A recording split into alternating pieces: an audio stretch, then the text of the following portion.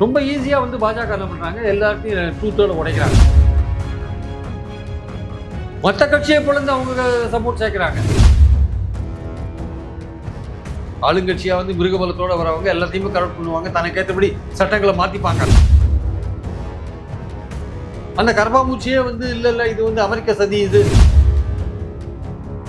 Cockroach Janata party அந்த விஷயத்தை கையில் எடுத்தோன்னு நீங்கள் ஒவ்வொரு ஊராக போகிறீங்க. ராகுல் காந்தி பல விஷயங்கள் காங்கிரஸ் சொன்னா கூட அதை பற்றி கண்டுக்கிறதுக்கு அவங்க ரெடியாக இருக்கு. அதை பற்றி ஏதாவது பேசுதா, ரெஸ்பான்சிபிலிட்டி எடுத்துக்குதா? எதையுமே எடுத்துக்கல. அப்போ எதுக்குமே நாங்கள் கவலைப்பட மாட்டோம் அப்படின்னு ஒரு லெவலில் ஒரு கவர்மெண்ட் வந்த பிறகு நீங்கள் என்ன பண்ண முடியும்? நீங்கள் ரொம்ப சிக்கலான ஏரியாவில் வந்து இந்தியா இருக்கு. இது வந்து ஜனநாயகத்துக்கு வெட்கக்கேடான ஒரு விஷயம். ஊடக அறத்தோடு செயல்பட்டு வரும் நியூஸ் ஃபோக்கஸ் தமிழ் சேனலை சப்ஸ்கிரைப் செய்து ஆதரியுங்கள்.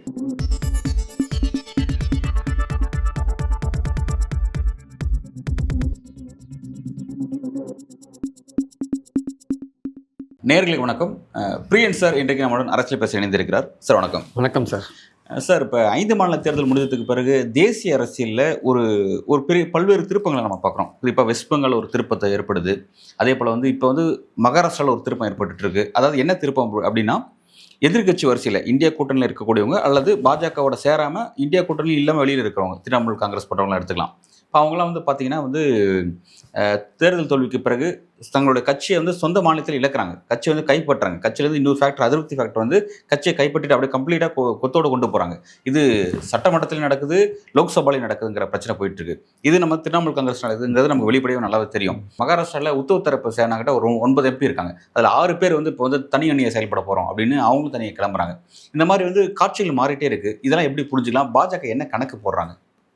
இது ரொம்ப சுலபமாக புரிஞ்சுக்கலாம். பாஜக இந்தியா முழுக்க இருக்கிற கட்சிகளை உடைக்கிறாங்க. எதுக்கு, அதுவும் குறிப்பாக இந்தியா கூட்டணியில் இருக்கிற கட்சிகளை உடைக்கிறாங்க அப்படின்றத புரிஞ்சுக்கலாம்.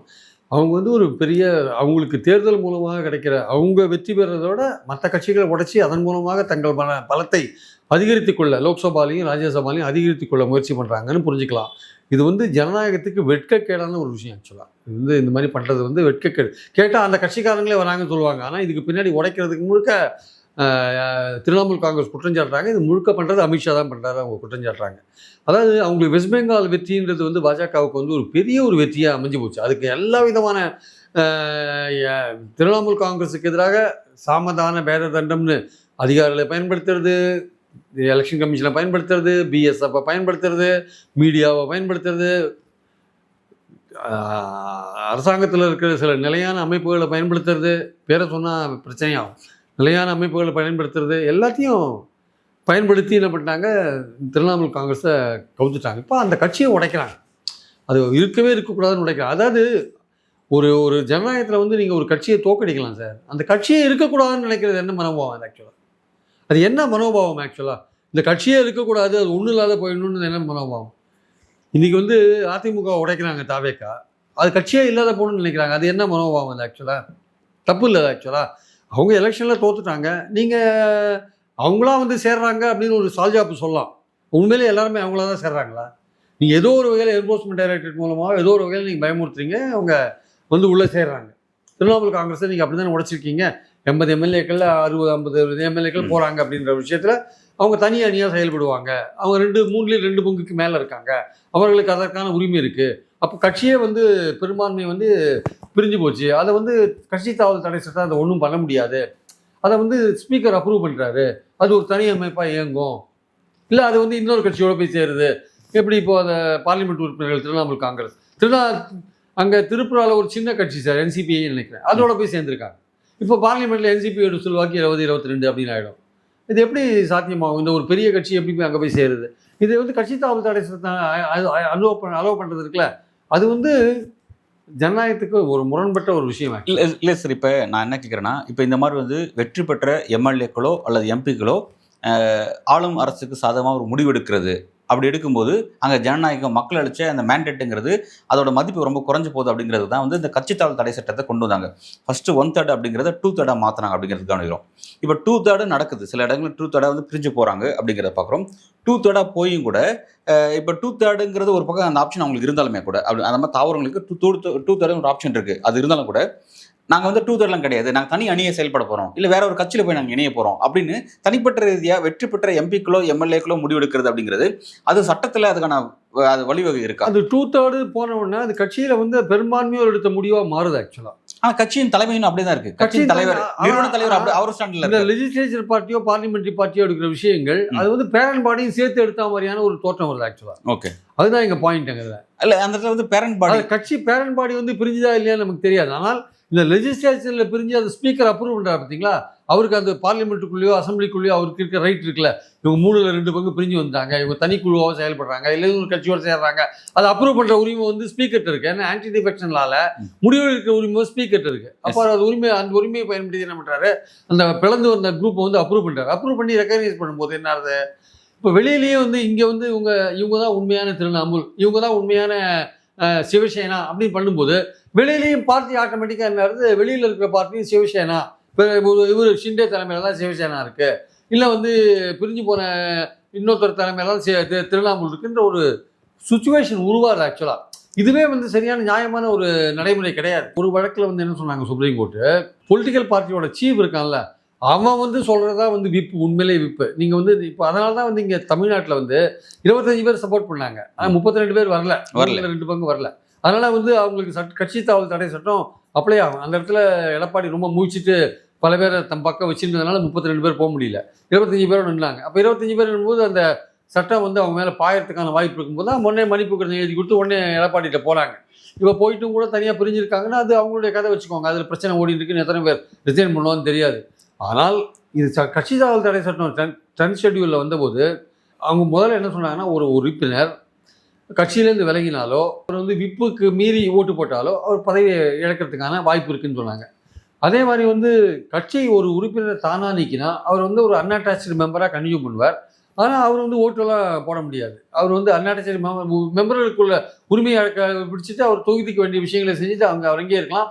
ஒரு கட்சியை சப்போர்ட் பண்ணி எல்லாம் பண்ணலாம், சட்டசபைக்கு வெளியில் உள்ள பண்ண முடியாது. ஓகே, அப்படி ஒரு நிலைப்பாடில் அவங்க இருக்கலாம். அதுக்கப்புறம் என்னாச்சுன்னா 1/3 பிரிஞ்சு போனால் நீங்கள் ஆன்டி டிஃபெக்ஷன்லாம் வந்து அப்ளை ஆகாதுன்னு ஒரு விஷயத்தை கொண்டு வந்தாங்க. அதில் வந்து பார்த்தீங்கன்னா நிறைய பேர் 1/3 பிரிஞ்சு போகிறதுக்கான வாய்ப்புகள் நிறைய பேர் அந்த கட்சி தாவல் தடை சட்டத்தையே கேலிக்குறியதாக மாற்றிட்டாங்க. அப்போ என்ன பண்ணாங்க, 1/3 ஈஸியாக 3 பேர்னா அதில் 1/3 ஒருத்தர் போனால் போதும், 6 பேர்னா அதில் வந்து 2 பேர் போனால் போதும். அப்படி இருக்கும்போது இப்போ என்ன பண்ணாங்க, சரி இப்போது 2/3 அவ்வளோ மெம்பர்ஸ் சேர்றது கஷ்டம், அவ்வளோ அதிருப்தியாளர் ஒரு கட்சியில் உருவாகிறது கஷ்டம், 2/3 வச்சுட்டா 2/3 ஒரு பெரும்பான்மையாக வந்து பிரிஞ்சு போனால் அந்த கட்சியிலேயே பெரும்பான்மையோர் வந்து அதை தலைமைக்கு எதிராக போகிறாங்க, அது ஒரு தனி குழுவாக செயல்பட விரும்புகிறாங்கன்னா அதை வந்து நம்ம கட்சி தாவல் தடை சட்டத்துக்கு கொண்டு வேண்டாம் அப்படின்ற ஒரு இதை கொண்டாங்க. ஆனால் இப்போது அதுவே வந்து ஒரு கேள்வி பொருளாக மாறி போச்சு ஆக்சுவலாக. இப்போ அதுவே ரொம்ப ஈஸியாக வந்து பாஜக என்ன பண்ணுறாங்க, எல்லாத்தையும் 2/3 உடைக்கிறாங்க. 2/3 திரிணாமுல் உடைக்கிறாங்க, உத்தவ் தாக்கரே உடைக்கிறாங்க, அடுத்தது வந்து அகிலேஷ் யாதவ்கிட்ட போவாங்க போல் இருக்கு, 37 பேர் வச்சுருக்காங்க போவாங்க போல் இருக்கு. ஏன்னா அவங்களுக்கு நோக்கம் என்னென்னா லோக்சபாலையும் ராஜ்யசபாலையும் நம்ம மிருகபலம் வரணும், நமக்கு அவங்க ஆட்கள் வின் பண்ணி வரதில்லை, பாஜக வின் பண்ணி வரதில்லை, மற்ற கட்சியை பிளந்து அவங்க சப்போர்ட் சேர்க்குறாங்க. புறப்போக்க பார்த்தா திமுக மேலே கூட கை வைப்பாங்க போல் இருக்கு. அப்படின்னாலும் மற்ற திமுக அதுக்கு முன்னாடி அவங்க என்ன பாலிடிக்ஸ் பண்ணுறாங்கன்னு பொறுத்து இருந்தால் பார்க்கணும். ஏன்னா எல்லாம் யாராக இருந்தாலும் கவலை இல்லைன்ற லெவலில் தான் அவங்க வேலை செய்கிறாங்க. இல்லை சார், எதை வேணா உடைக்கலாம்னு நினைக்கிறாங்க. எஸ், அந்த உடைக்கிறாங்க. இப்போ என் கேள்வி என்னன்னா, ஏன் இந்த அளவுக்கு சீரியஸாக இந்த அரசியல் செய்ய ஆரம்பிக்கிறாங்க பாஜக? இதோட பின்னணியில் அவங்க என்ன கணக்கு வச்சு? இல்லை, அவங்க என்னன்னா தாங்கள் நினைக்கிறதெல்லாம் அவங்களுக்கு இந்த மறுசீரமைப்பு, இந்த பெண்களிட ஒதுக்கீடு கொண்டாந்தாங்க இல்லையா, அந்த மெம்பர்ஸ் பார்லிமெண்ட் மெம்பர்ஸ் எண்ணிக்கை ஏற்றி பெண்களோட ஒரு இது அது தோத்துருது இல்லையா, அது அவங்களுக்கு ஒரு பெரிய ஒரு இதாகிடுது, சங்கடமாயிடுது, அது வந்து அவமானமாக போயிடுது. ஏன்னா இதுவரையும் அவங்க தீர்மானம் எதுவுமே தோத்தது கிடையாது, தோத்துருது. அதனால அவங்க என்ன பண்ணுறாங்க, இந்த மாதிரியான ஒரு வழியில் ஜனநாயகத்துக்கு முரணான ஒரு வழியில் இறங்கிட்டாங்க. ஆக்சுவலாக இது இந்தியாவில் இருக்கிற எல்லா கட்சியிலும் உடைக்கிறாங்க சார். ராஜ்யசபா தேர்தலையும் உடைக்கிறாங்க. மத்திய பிரதேசில் பார்த்தீங்கன்னா இந்த மீனாட்சி நடராஜனோட மனுவை வந்து ரத்து பண்ணிட்டாங்க. ரத்து பண்ணிட்டு 3ஆவதாக ஒருத்தன் ஜெயிக்கிறதுக்கு வாய்ப்பு இல்லை, ஒரு பிஜேபி ஆதரவு, அவன் பிஜேபி அவரை ஜெயிக்க வச்சுட்டாங்க. அதே ஜார்க்கண்டில் பார்த்தீங்கன்னா அதே மாதிரி பிஜேபி ஆதரவு ஒருத்தர் வந்திருக்காரு. அவர் காங்கிரஸுக்கும் ஜேஎம்எம்முக்கும் ஏதோ பிரச்சனை வந்து அதில் 3ஆவதாக பிஜேபி ஒருத்தர் உள்ளே வந்துட்டார். ஸோ எந்த இடத்துல பார்த்தீங்கன்னாலும் வந்து பார்த்தீங்கன்னா பிஜேபி ராஜ்யசபாலையும் சரி லோக்சபாலையும் சரி, லோக்சபாவில் கட்சியை ஒழிச்சு 3/2 பங்கு இழுக்கிறது ஒரு பக்கம், ராஜ்யசபாவில் தங்களோட கேண்டிடேட் வின் பண்ணுறதுக்கான விஷயங்கள் பண்ணுறது ஒரு பக்கம்னு, அதாவது இந்த ஜனநாயகத்தில் வந்து எதெல்லாம் மக்களுக்கு பார்க்கறதுக்கு அநியாயமாக தோணுதோ அதெல்லாம் பண்ணிட்டு, அதெல்லாம் எந்தெந்த அமைப்புகள் வந்து அதுக்கு சாதகமாக இருக்கோ அதை ஆதரவு பெற்றுன்னு அவங்க சர்வை பண்ணுறாங்க. இதெல்லாம் நமக்கு அநியாயமாக தெரியுது சார். மீனாட்சி நடராஜனோட இதை ரத்து பண்ணது அநியாயமாக தெரியுது. ஆனால் இது வந்து பாதுகாக்கப்படுது. இது எப்படி பாதுகாக்கப்படுது? இதன் மூலமாக பாதுகாக்கப்படுது. யாரால பாதுகாக்கப்படுது? இதெல்லாம் உலகத்துக்கு தெரிஞ்ச விஷயம். அதெல்லாம் பயன்படுத்துகிறாங்க அவங்க. அந்த அமைப்புகளெல்லாம் அவங்க பயன்படுத்துகிறாங்க. இதுதான் விஷயம் ஆக்சுவலாக வந்து. அப்போது கட்சியை உடைக்கிறது உங்களுக்கு ஈஸியாக இருக்குது. நீங்கள் எப்படி போனாலுமே நீங்கள் சபாநாயகர்கிட்ட போகணும், பார்லிமெண்ட் சபாநாயகர்கிட்ட போகணும், எப்படி போனாலுமே அசம்பிளியில் அந்த சபாநாயகர்கிட்ட போகணும். அவங்க பிஜேபி ஆளா இருப்பாங்க. இதுல தான் சார் பிரச்சனை. இப்போ சபாநாயகர் அப்படின் போது சுப்பீரியர் பவர் அவர்கிட்ட தான் கொடுக்குறாங்க. இந்த விஷயத்தை பொறுத்தவரைக்கும் சுப்பீரியர் அங்க பவர் தூக்கணும் சார் அவர்கிட்ட. அவரே வந்து ஒரு பயஸ்டா இருக்காரு. ஆளும் அரசால் நியமிக்க அவர்கிட்ட சபாநாயகர்கிட்ட சபாநாயகர் பயஸ்டா இருக்காரு. சபாநாயகர் தூக்கணும். அந்த அதிகாரத்தை ஆன்டி டிஃபெக்ஷனால முடிவெடுக்கிற அதிகாரத்தை சபாநாயகர்கிட்ட கொடுக்கக்கூடாது. இதை வந்து வெளியில ஒரு கண்ணியமான ஒரு அமைப்பு ஏற்படுத்தணும். இதுக்காக ஆம்பூஸ்மேன் மாதிரி ஒரு நடுவர் அமைப்பை ஏற்படுத்தி அந்த நடுவர் அமைப்பு தீர்மானிக்கணும். அந்த அமைப்புல வந்து அதையும் நாளைக்கு கரப்ட் பண்ணிடுவாங்க சார். எல்லாமே கரப்ட் பண்ணுவாங்க. ஆளுங்கட்சியா வந்து மிருகபலத்தோட வரவங்க எல்லாத்தையுமே கரப்ட் பண்ணுவாங்க. தனக்கேற்றபடி சட்டங்களை மாத்திப்பாங்க. அதுதான் எங்க விஷயம் ஆக்சுவலா. அதுதான் இந்தியாவில் நடந்துட்டு இருக்கு. நாளைக்கு பல விஷயங்கள், பல சட்டங்கள் வரும். போற லோக்சபாலையும் ராஜ்யசபாலையும் தங்களுடைய எண்ணிக்கை ஏற்றிட்டாங்க பிஜேபி. அவங்க கொன்ற சட்டங்கள்லாம் இனிமேல் ஈஸியாக நிறைவேற்றத்துக்கான வாய்ப்புகள் தாராளமாக இருக்குன்றதை பார்க்கணும். அவங்க பல விஷயங்கள் அதில் பண்ணுறதுக்கான வாய்ப்புகள் இருக்குது. முக்கியமாக நம்ம நினைக்கிற நம்ம வந்து இந்தியாவில் வந்து இந்த மாதிரி விஷயங்கள்லாம் மாறாது. இதெல்லாம் வந்து இந்தியாவுக்கே உரிய ஒரு விஷயம், இந்தியாவோட அந்த பன்முகத்தன்மையை காக்கிற விஷயம் அப்படின்னு நம்ம நினச்சிட்டு இருக்கிற விஷயங்கள் எல்லாமே மாறும். அது வந்து லோக்சபாலையும் ராஜ்யசபாலையும் அது சட்டப்பூர்வமாக மாறும்போது உங்களால் உண்மையை கேள்வி கேட்க முடியாது. எல்லாமே நான் சட்டப்பூர்வமாக பண்ணுறேன். அதுக்கு இவங்கெல்லாம் இந்த மாதிரி உடச்சி கொண்டு போன ஆட்கள் வந்து இந்த கருங்காலிகள் வந்து உதவியாக இருக்காங்க. என்ன பண்ணுறது? இந்த மாதிரி கருங்காலிகளுக்கு சீட்டு கொடுத்து வளர்த்து வச்ச தலைமையை தான் குறை சொல்லணும் நம்ம ஆக்சுவலாக. இதோட ரெஸ்பான்சிபிலிட்டி யார்கிட்ட ஃபிக்ஸ் பண்ணுறது? அதாவது மத்திய பாஜக அரசு அவங்க அதை தான் செய்கிறாங்க. ஒரு பொலிட்டிக்கல் பேட்டர்னாவே செஞ்சுட்டு இருக்காங்க. பாதிக்கப்படக்கூடிய எதிர்கட்சியில் இருக்காங்க. எதிர்கட்சி ஒரு பக்கம் பாதிக்கப்படுது. ஆனால் இதெல்லாத்தையும் மக்கள் பார்த்துட்டே இருக்காங்க. எல்லாத்தையும் மக்கள் தான் வாக்களிச்சவங்க. அவங்களோட மேண்டேட் வந்து இப்படி திருப்பப்படுது, இப்படி கைப்பற்றாங்களே அப்படிங்கிறத பார்த்துட்டு இருக்காங்க. எண்டாவது ரிசல்ட் பார்த்தா யாராலுமே எதுவும் செய்ய முடியாத போதும் இருக்குது. எல்லாருமே கைவிரிச்ச நிலையில் இருக்காங்க. அப்படி இருக்கும்போது இந்தியாவில் இப்போ இந்த பிரச்சனை அட்ரஸ் பண்ணுறது சிஸ்டம் என்ன, சொல்யூஷன் என்ன? இது எப்படி நம்ம இதை வந்து சொல்யூஷன்? சபாநாயகர்கள் வந்து ஆன்டி டிஃபெக்ஷனலாக தங்களுக்கு ஏற்றபடி ஆளுங்கட்சிக்கு ஏற்றபடி பயன்படுத்துகிறாங்க சார். தெரிஞ்ச விஷயம் ஆயிடுச்சு சார். அது இனிமேல் அதை மாற்றணும். அந்த சிஸ்டத்தை மாற்றணும். ஆன்டி டிஃபெக்ஷனலால் சில விஷயங்கள்லாம் பண்ணணும். ஆனால் இவங்க பண்ணுவாங்களா தெரியாது. ஏன்னா இவங்களுக்கு வசதியாக சபாநாயகர் இருக்காரு. பாஜக பண்ணாது. பாஜகவுக்கு ஆதரவாக எல்லா விஷயங்களும் நடக்குது. இப்போ ஒரு குரல் வந்திருக்கு. நடுவர் ஒரு வெளியே சபைக்கு வெளியில் ஒரு அமைப்பு இருக்கணும், அந்த அமைப்பு தான் தீர்மானிக்கணுன்ற மாதிரியான ஒரு குரல் வந்திருக்கு ஆக்சுவலாக. அது எவ்வளோ தூரம் அது எடுபடுன்னு தெரியாது. அதனால் இந்த சிஸ்டமே அப்படி போயிட்டு இருக்கு சார். ராட்டெல்லாம் போயிட்டு இருக்கு சார். அதனால தான் வந்து இன்னைக்கு தர்மேந்திர பிரதான் வந்து ரிசைன் பண்ணணும்னு சொல்லி கரப்பாம்பூச்சி இவங்க போடுறாங்க. ஜனதா பார்ட்டி போராடுறாங்க. பல மாநில தலைநகர்களில் பெரிய பெரிய மீட்டிங்லாம் நடத்துகிறாங்க. இந்த கவர்மெண்ட் அசைஞ்சு கொடுக்குதா? அதை பற்றி ஏதாவது பேசுதா? ரெஸ்பான்சிபிலிட்டி எடுத்துக்குதா? எதையுமே எடுத்துக்கல. அப்போ எதுக்குமே நாங்கள் கவலைப்பட மாட்டோம் அப்படின்னு ஒரு லெவலில் ஒரு கவர்மெண்ட் வந்த பிறகு நீங்கள் என்ன பண்ண முடியும்? நீங்கள் அப்போ ஏதோ ஒரு வகையில் வந்து மக்களை வந்து ஒன்று திரட்ட வேண்டிய அவசியம் இருக்குது. இந்த எதிர்கட்சிகள் மேலேயும் மக்களுக்கு நம்பிக்கை இல்லை. அப்போ கரப்பாம்பூச்சி வந்து அவங்க எதாவது பண்ண முடியுமான்னு பார்க்கணும். இப்போ ஏன்னா இந்த நம்பிக்கையில்லா தன்மை தான் இந்த மாதிரி இயக்கங்கள்லாம் உருவாக்குது. அந்த கரப்பாம்பூச்சியே வந்து இல்லை இது வந்து அமெரிக்க சதி, இது சைனா சதின்னு அதே திசை திருப்புறாங்க. அதனால ஆளுங்கட்சி என்ன பண்ணுறாங்க? பிஜேபி அதே திசை திருப்பி விடுறாங்க. இப்போ மக்கள் அவங்க ஒரு நெரேட்டிவ் செட் பண்ணுறாங்க சார். அவங்களுக்கு எதிராக யார் போராடினாலுமே அது தேசத்துக்கு விரோதமான ஒரு விஷயம்னு நெரேட்டிவ் செட் பண்ணி வச்சுருக்காங்க. அது மத அடிப்படையிலையும் செட் பண்ணுறாங்க, வேறுபாடு அடிப்படையிலையும் செட் பண்ணுறாங்க. பாதுகாப்புக்கு நாங்கள் தான், இந்தியாவை நாங்கள் தான் பாதுகாப்போம், எதாக இருந்தாலும் இந்தியாவுக்கு நாங்கள் இன்டர்நேஷ்னல் லெவலில் நாங்கள் தான் பெரிய ஆள், எல்லாமே அடிபடும். இதெல்லாம் ஒரு ட்ரம்ப் பேச்சை கேட்டு தான் மோடி இருக்காரு. ட்ரம்ப் சொல்கிறதெல்லாம் மோடி மறுக்க மாட்டேன்றாரு.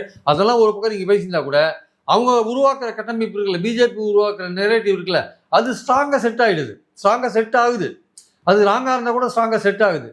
அவங்க இன்னைக்கு பாருங்கள், இன்னைக்கு ஈரானுக்கும் அமெரிக்காவுக்கும் ஒரு அக்ரிமெண்ட் வந்து இதாக இருக்குது, பீஸ் அக்ரிமெண்ட் போட்டிருக்காங்க. அது பண்ணது யாருன்னு பார்த்தீங்கன்னா பாகிஸ்தான் பண்ணியிருக்காங்க. இதில் வந்து இப்போ இந்தியாவோட ரோல் என்ன? இதில் ஒன்றுமே கிடையாது. இப்போ இந்த பிராந்தியத்தில் வந்து பாகிஸ்தான் ஹஸ் டேக்கன் ரோல். அவன் ரோல் எடுத்திருக்கான் அவன். அது வந்து இப்போ சர்வதேச உறவுகளில் வந்து மோடி தான் பெரிய ஆள் இன்டர்நேஷனல் லெவலில் இவங்க சொல்கிறாங்க இல்லையா? அதுக்கு நேர் எதிராக இந்த ஏசியாலேயே வந்து பாகிஸ்தான் ஒரு முயற்சி எடுத்து அவங்க ஒரு விஷயத்தை செட்டில் பண்ணுறாங்க. அப்படின்னா ஒரு இன்டர்நேஷனல் லெவல்ல வந்து அவங்க ஒரு உலக அளவுல பயங்கரவாதத்தை ஏற்றுமதி செய்யக்கூடிய நாடாக பாகிஸ்தான் தனிமைப்படுத்த வேண்டிய செயலை இந்தியா செய்ய தவறுனதுனால அவங்க வந்து ஒரு முக்கியமான ஒரு இந்தியா வந்து சர்வதேச அளவில் இந்தியா சமாதானத்துக்கு போராடுற ஒரு கண்ட்ரி. எங்க சமாதானம் நடக்கணும்னா அங்க போய் அந்த காரியத்தை செய்வாங்க அப்படின்லாம் ஒரு பேர் ஒரு காலத்துல இருந்து. நார்த் கண்ட்ரிஸோட தலைமை பொறுப்பெல்லாம் இந்தியா இருந்ததெல்லாம் ஒரு காலகட்டம். ஆனா இன்னைக்கு உக்ரைன் ரஷ்யாவுக்கு நடக்கிற போரை நிறுத்த முடியல. ஆக்சுவலா நம்ம இந்தியாவுக்கும் பாகிஸ்தானுக்கும் நடந்த போரே நான் தான் இருக்கிறேன்னு மோடி சொல்லிட்டு இருக்காரு. அதுக்கு பதிலே கிடையாது நீங்க. ஆனா இந்த கவர்மெண்ட் இவங்களுடைய நெரேட்டிவ் வந்து மக்கள் நம்புறாங்க. அதுக்கு காரணம் என்னன்னா மத அடிப்படையில் மக்களை வந்து பிளவுவாத அரசியல மக்களை ரொம்ப ஆழமாக கொண்டு போயிட்டாங்க. அதுலேருந்து மீள்றது ரொம்ப கஷ்டம் சார். அதெல்லாம் ஓகே சார். ஆனால் மக்களுக்கு அன்றாட வாழ்வாதார பிரச்சனை இருக்கு. அந்த வாழ்வாதார பிரச்சனையை அட்ரஸ் பண்ணுறதுக்கு தான் இப்போ இந்த எதிர்கட்சிகளாலேயும் முடியல. எதிர்கட்சிகள் உடைக்கிறாங்க, அதுக்கான குரல் கொடுக்குற எதிர்கட்சிகள் உடைக்கப்படுது. அந்த எந்தெந்த இடத்துல வந்து லீகலாக வந்து சில விஷயங்களை பண்ண முடியுமோ அந்தந்த இடத்துல தங்களுடைய ஸ்ட்ரென்த்தை வந்து இன்க்ரீஸ் பண்ணுறாங்க. சட்டமன்றத்திலையும் பார்லிமெண்ட்லையும் தன்னுடைய ஸ்ட்ரென்த்தை வந்து ஜனநாயகத்துக்கு முறைகேடான விஷயங்கள் இன்க்ரீஸ் பண்ணுறாங்க. அதை இன்க்ரீஸ் பண்ணி அதன் மூலமாக சட்டங்களை நிறைவேற்றுவதன் மூலமாக எல்லாமே நியாயமாக நேர்மையாக நடக்குதுன்ற தோற்றத்தை உருவாக்குறாங்க. இவங்க சொல்கிற எந்த விஷயமும் வந்து காங்கிரஸ் சொல்கிற எந்த விஷயமும் அவங்க கேட்கறதுக்கு ரெடியாக இல்லை. பல விஷயங்கள் காங்கிரஸ் சொன்னால் கூட அதை பற்றி கண்டுக்கிறதுக்கு அவங்க ரெடியாக இல்லை. அப்படி இருக்கும்பொழுது அப்போ ஒரு புது செட்டப் வரணும். இங்கே புது செட்டப் வந்தால் தான் அது காக்ரோச் ஜனதா பார்ட்டியோ வேற எந்த ஜனதா பார்ட்டியோ இல்லை இளைஞர்கள் வேலை இல்லாத இளைஞர்களோ யாரோ ஒருத்தர் வரணும். அதை வந்தாலுமே என்ன நடக்கும்னு சொல்ல முடியாது. அதாவது இன்றைக்கி இருக்கிற நிலைமை என்னென்னா லோக்சபாலையும் ராஜ்யசபாலையும் இந்த கட்சிகளை பிளந்து அவங்க ஒரு இடத்துக்கு போயிட்டாங்க. அவங்க ஆக்சுவலாக இனிமேல் அவங்க பண்ணுறது எல்லாமே நீங்கள் மக்கள் வந்து அதை ஏற்றுக்கொண்டு தான் ஆகணும். இதெல்லாம் மக்கள் விருப்பம், பார்லிமெண்ட்டில் அசம்பிளியில் இதெல்லாம் நிறைவேற்றணும். அது எந்த அமைப்புக்கு போனாலுமே அது ஓகே ஆகிற லெவலில் தான் இன்றைக்கி எல்லா அமைப்புகளும் இங்கே இருக்கிறத நம்ம பார்க்குறோம். ஒரு அமைப்புன்னு சொல்ல முடியாது, பல அமைப்புகள் அப்படி தான் இருக்கிறத நம்ம பார்க்குறோம். அதனால் இன்றைக்கி ரொம்ப சிக்கலான ஏரியாவில் வந்து இந்தியா இருக்குது. அது எதிர்கட்சிகள் அதை புரிஞ்சுட்டு இருக்காங்களா? குறிப்பாக ராகுல் காந்தி அதை புரிஞ்சுட்டு இருக்காரா? அவர் வந்து எதிர்கட்சிகளை ஒன்றிணைக்கிறதுக்கு பாடுபடுறாரா? அவர் இருக்கிற எதிர்கட்சிகளை சண்டை போட்டு பிரிஞ்சு போகிறாரே தவிர எதிர்கட்சிகள் அணைக்கிற லெவலில் இருக்காரா? 29 அவர் என்ன பண்ண போகிறாரு? காங்கிரஸோடைய பொறுப்பு என்ன? அதெல்லாம் ராகுல் காந்திக்கு புரியுதா இல்லையான்னு நமக்கு தெரியல. ஆக்சுவலாக அவ்வளோ மோசமான நிலையில் போயிட்டு இருக்கும்போது எதிர்கட்சிகளோட ஒரு கோஆர்டினேட் பண்ணி நேஷனல் லெவலில் இருக்கிற காங்கிரஸ், தன்னை வளர்த்துக்க மாநிலத்தை வளர்த்து கொள்றதுக்கான முயற்சியில் இருக்கிற காங்கிரஸ், நேஷனல் லெவலில் மோடிக்கு எதிராக என்ன விதமான கட்டமைப்பு கொண்டு வர போகிறாங்கன்றது புரியாத புதிராக இருக்குது. இன்றைக்கி என்ன காக்ரோச் ஜனதா பார்ட்டி அந்த விஷயத்தை கையில் எடுத்தோன்னு நீங்கள் ஒவ்வொரு ஊராக போகிறீங்க. ராகுல் காந்தி கோட்டாக்கு போகிறாரு, அங்கே போகிறாரு, இங்கே போகிறாரு, ஸ்டூடெண்ட் மூவ்மெண்ட்டை கையில் எடுக்கிறாரு. இதை நீங்கள் முன்னாடி எடுத்துக்கலாமே, காக்ரோச் வரதுக்கு முன்னாடி நீங்கள் எடுத்துக்கலாமே. என்ன பண்ணீங்க போறீங்க? அது வந்ததுக்கப்புறம் தான் அவருக்கு தெரியும். அது வந்ததுக்கப்புறம் தான் நீங்கள் எடுக்கிறீங்க. அப்போ நீட் பேப்பர்லாம் அவுட் ஆனது, அதுக்கு முன்னாடி பல கொஸ்டின் பேப்பர்லாம் அவுட் ஆனது, அப்போல்லாம் என்ன பண்ணீங்க? அப்போல்லாம் பேசாமல் தானே இருந்தீங்க. அப்போது காக்ரோச் ஜனதா பார்ட்டி வந்தால் நம்மளுடைய ப்ரோக்ராம் அவன் தூக்கின்னு போகிறான்னு வந்து தெரிஞ்சு தானே வரீங்க. அப்போது நீங்கள் அதுக்கு வர நீங்கள் மோடியை வந்து கடுமையாக எதிர்க்கிற மாநில கட்சிகள் அரவணைத்து போக வேண்டிய கட்டாயம் உங்களுக்கு இருக்கா இல்லையா? உங்கள் பாலிடிக்ஸ்ன்றது வந்து பாஜக எதிர்த்த பாலிடிக்ஸ் தானே. அப்போ நேஷனல் லெவலில் 29 அவங்க வரக்கூடாதுன்றது உங்கள் பாயிண்ட்டாக இருக்குது. அப்போது இவ்வளோ விஷயங்கள் பார்லிமெண்ட்டில் வந்து அவங்க ஸ்ட்ரென்த்தை ஏற்றினே போகிறாங்க, எந்த விதமான சட்டத்தையும் கொண்டு நிறைவேற்ற லெவலில் அவங்க இருக்காங்கன்ற போது உங்களுடைய பொறுப்பு இன்னும் அதிகமாக இருந்தா இல்லையா? அந்த பொறுப்பை நீங்கள் உணர்ந்து நடக்கிறீங்களா இல்லையா?